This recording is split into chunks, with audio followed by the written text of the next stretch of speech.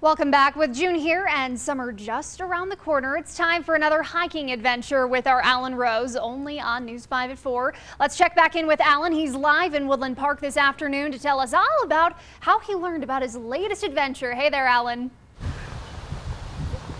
Hey, Allison, again, a little windy here in Woodland Park, but the tip for this adventure was passed on to our newsroom a few weeks ago. And I got to tell you, filled with giant boulders, the Red Rocks Trail is a hidden gem within the Pike National Forest and one that you shouldn't miss.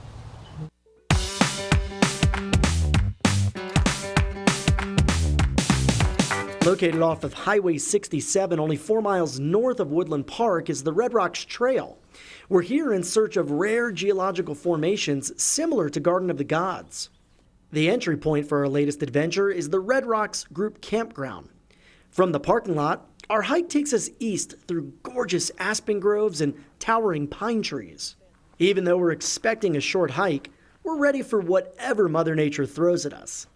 It's always best to come prepared for any hike. I like to bring a backpack with things like sunscreen, some liquids like Gatorade or water, and plenty of snacks just in case you get hungry. The trail is well maintained, mostly flat and easy to navigate.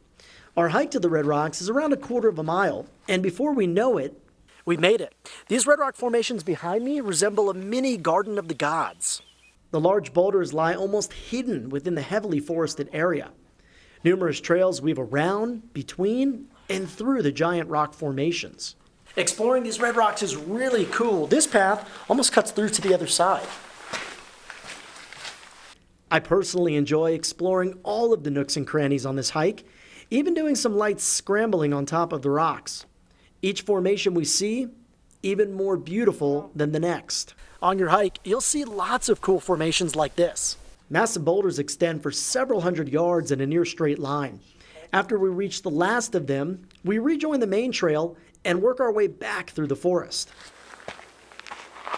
Our return hike to the parking lot is on a gentle downward slope. Smells of fresh pine emanate from the trees around us, and with spring soon changing to summer, wildflowers are blooming everywhere.